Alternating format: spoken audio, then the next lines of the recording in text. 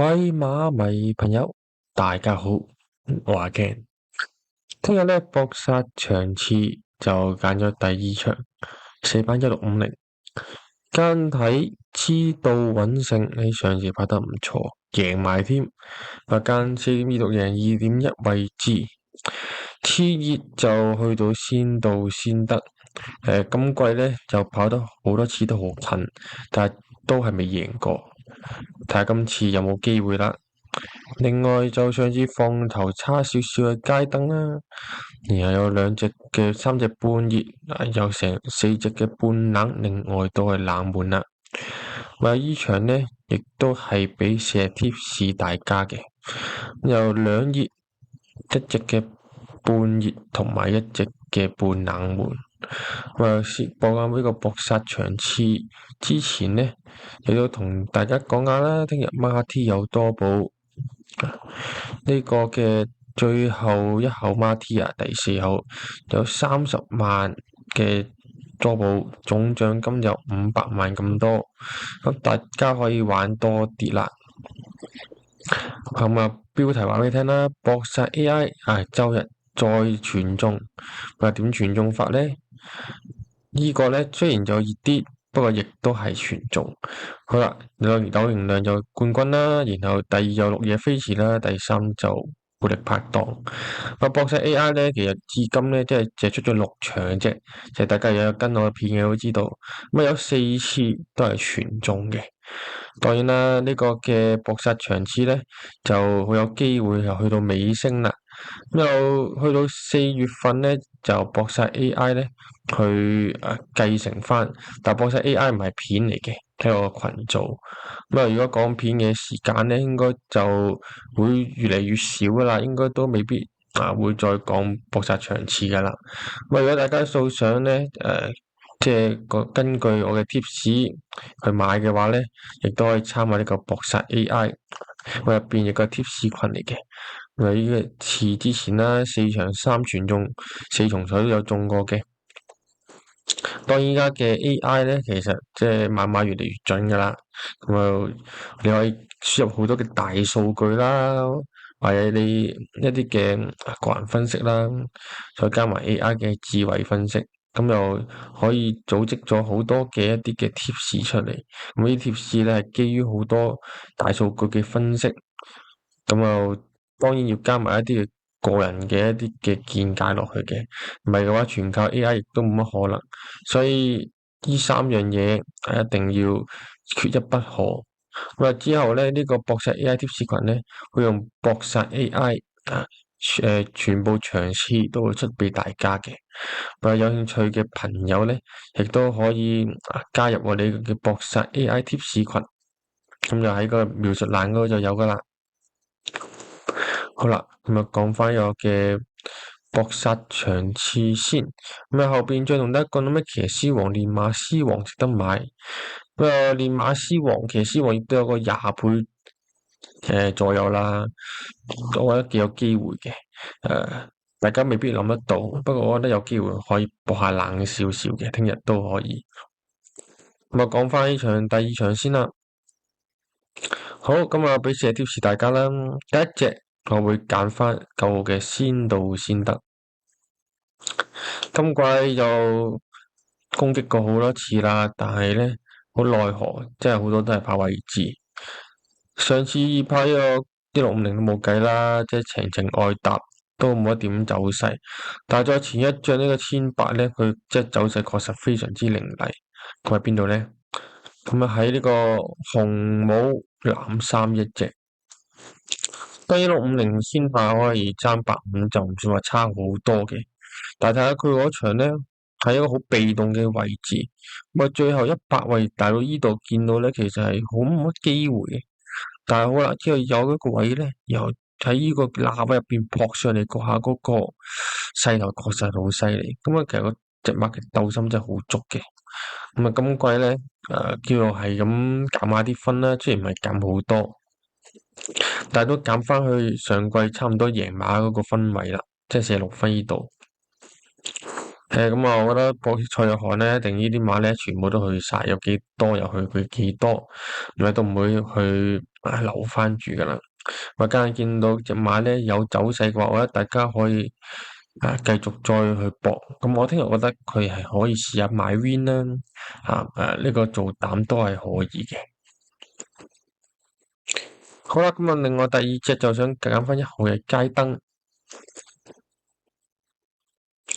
街燈上次咧就放頭，一如既往啦，但係上次就即係斷咗，最後不過都係輸俾一啲幾犀利嘅馬，就係加州活力啊、本領非凡呢啲第3班嘅啦。好啊，咁就街燈今次咧亦都係孭頂磅，但係可能啲對手又冇之前嗰啲咁犀利。咁當然隻馬咧，即係亦都係有級數在手啦。之前亦都係3班落嚟嘅。咁啊，之前亦都喺1650米贏咗3個馬位咁多，咁啊佢係非常之犀利。咁只要佢可以擺喺居前嘅位置咧，其實我覺得佢隻馬嘅3甲嚟講咧，都算係幾穩。聽日步雲大師傅啦，啱啱打比都掟埋啊！即係喺10年內贏3次打比，確實真係好誇張。步雲雖然咧就高峰期已過，但係叫做咧，即係仲有好多嘅即係技術上嘅嘢啦，即係都仲有一把劍喺度嘅。步雲聽日我喺街燈亦都係有點而機會，雖然我就唔會買佢 win 啦，不過我會搏佢買3甲或者楞腳。好啦，咁啊，另外就啲熱門就唔揀啦，知道穩勝嘅啫，冇揀到。知道穩勝，今季咧一開始都唔係話太好，唔知點解話上場你贏咁遠，即係有啲係大家都意料不及嘅。我當然有一場係贏谷數1200，但係上次係加成1650去贏咧，即係估唔到氣威心話，即係推喐呢隻馬。不過去到依家，即係又加翻啲分啦，加到呢個50幾分啦，咁亦個磅數都加咗唔少。咁而且呢隻馬咧，佢又好怪，即係佢可能咧贏一場之後又要唞下先得。可能贏一場會唔會？我覺得要唞下，再唞下一陣，又再谷過。因為大家睇到啲賠率真係好奇怪，我覺得贏咗之後下場要13倍，好啊，即係幕後都知道部署啦，可能未必話2場都去，咁可能亦都係檔位嘅問題都有啲嘅。我又覺得呢隻馬係3歲啫，即係知道係呢啲咧，好多都係3歲，即係都玩得幾耐下添嘅。我就今次咧先放一放佢先啦，咁啊，我覺得下次再諗啦。另外半熱門啦，就揀呢12號嘅多利神區。上次跑呢個沙田1800咧，確實係跑得唔好啦。即係呢隻馬都好少走去放頭嘅。咁當然可能佢嗰次形勢嘅問題，所以走去放頭。咁然後就輸咗成10幾個馬位啦。之後咧就唞咗成3個月多，差唔多。咁啲神操咧，亦都有復翻貨啦。試翻谷草1200。呢度睇落去啦，但係催策追勢都係 O K 嘅。咁當然呢谷草1200就唔係佢正宗路程啦，1650係佢攻堅嘅分子，所以聽日翻返去呢個嘅正宗路程1650咧，我覺得佢聽日應該嗰個走勢會翻嚟嘅。我今季亦都係跑第3翻嚟啦，2次添，所以呢個嘅谷草一哩專家咧，我覺得佢呢場咧亦都有啲嘅機會。當然你話要咁快出翻嚟即刻搏贏，我覺得難啲。但係我覺得咧，佢聽日咧3甲都有啲機會，所以我覺得都可以試一試嘅多利神區。另外，至高心得就冇揀到嘅。咁啊，至高心得其實跑13次，但係近咗1、2次嘅啫。再潘大衛1次，萬堅1次。潘大衛嗰次可以跑第3就好犀利，但唔明點解聽日咁熱喎？即係上一次都離寒離辣，或者話突然間聽日即係得個10倍以下咁，大家即係我都估唔到，可能聽日啲飛又會回翻上去，因為我覺得隻馬暫時都唔係好穩定，分鐘落到5班咧先覺得機會比較大啲。我今次都係放一放佢先啦。另外就半冷門咧，就有46號嘅極速滿貫，呢隻馬又犀利嘅，竟然贏咗七場，即係5班4班咁樣贏法，贏咗七場，即係確實都幾犀利。咁啊，你季都有啲嘢俾你睇嘅。咁有時候爆下冷咁樣，即係如果你話呢隻馬淨係買去 win 咧，你一定係長賺嘅。幾次或十幾30倍都爆50場啫。如果你長期去買咧，分咗成賺一倍都有。我覺得呢隻馬真係佢係一理專家嚟嘅。佢話聽日關鍵就揾阿黃寶嚟啦，又減翻10磅。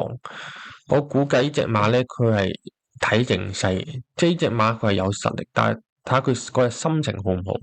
心情好真係贏俾你睇，心情唔會又輸晒，就係咁啦。呢啲馬咁又咁即係呢個功底咁好嘅馬咧，我哋一定要留意住。我覺得試下買 win 都得嘅，呢啲馬買 pace 當然係 OK 啦。咁咪諗翻做腳。好啊，咁啊，另外啲半冷都冇揀啦。多人勇士咁就交代咗啦，贏一場。咩馬我覺得可以夠玩落去嘅，就慢慢減下啲分又贏下，減下啲分又贏下，我唔需要咁急嘅。我再諗啦，呢啲就個北海道又失色啲啦，近排今季即係最叻就跑到第三，都冇乜影子喎，其他都所以今次先放啦。另外，準希望又初出，暫時都唔知即係咪初出，爆大冷嘅上次，不過今次咧，升到上嚟1650，就一啲嘅難度又高咗好多啦。咁我今次先放一放先啦。好啦，咁就呢場嘅 tips 就係咁多啦。咁啊，中意嚟初三搏殺咗頻道嘅朋友咧，記撳訂閱我哋嘅頻道。咁有 AI 簡易攻略咧，就升咗級啦，咁啊準備啦，即係仲有少少嘅，應該係4月度咧就可以即係上呢個嘅 AI 簡易攻略。咁啊 AI 係用咩智能體去訓練你去揀馬咧？咁你可以用 AI 嘅智能體咧，又係輸入你自己嘅一啲嘅大數據入去，咁啊揾到你最佳嘅投注策略。咁就好似依家嘅博實 AI 咁樣啦，係自己訓練出嚟。咁點樣訓練一個你智能體去買馬咧？我覺得係必定係未來嘅趨勢嚟嘅。即使係你可能唔係話太熟 AI，但我覺得點都要學，因為依家好多嘅人買馬都用 AI。有依家嘅賭博集團啦，或者一啲嘅即使係普通人，即係啲年青人都係用 AI 買馬嘅。我覺得值得要學係點樣去用，係可以幫你好多嘅。我覺得係大家有興趣亦都可以學下學。咁有興趣朋友都可以我哋嘅網站咧去報名參加 AI 簡易攻略。咁我再講下聽日嘅 AI 嘅搏殺搏殺群啦。好啦，呢個嘅搏殺 AI 聽日講啲咩嘢咧？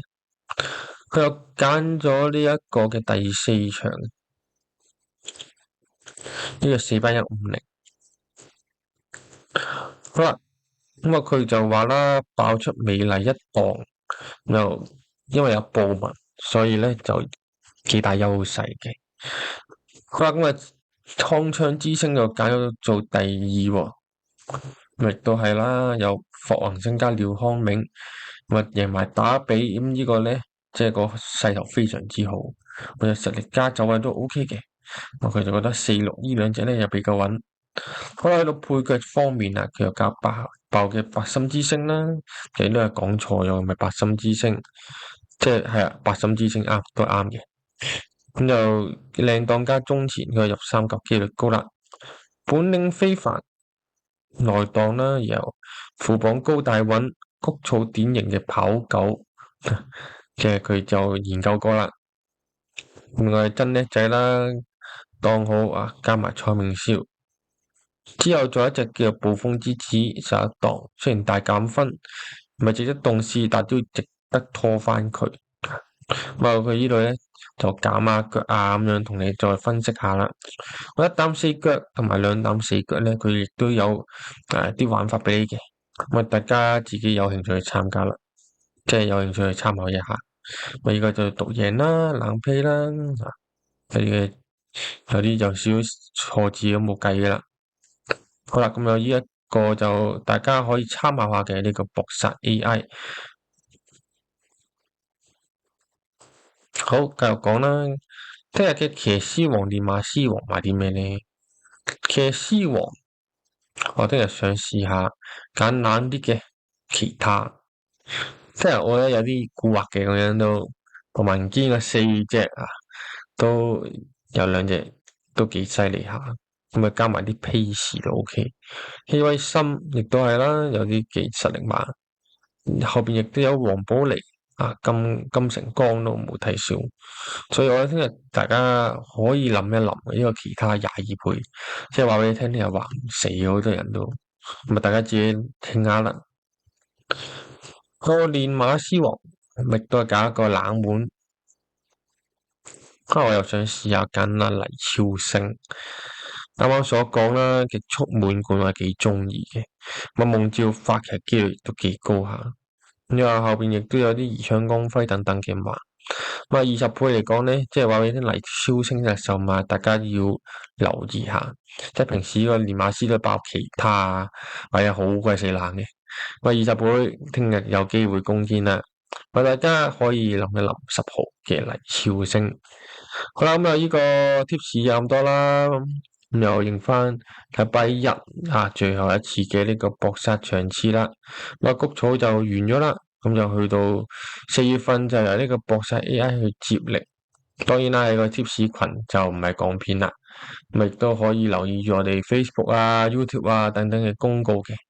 咁啊，有興趣朋友亦都可以加我哋嘅搏殺 AI 嘅 tips 群，咁啊幫助你買馬更加之方便快捷。有興趣嘅朋友，嗱當然要 follow 埋我哋嘅頻道啦。咁我哋下次禮拜日就再見啦，拜拜。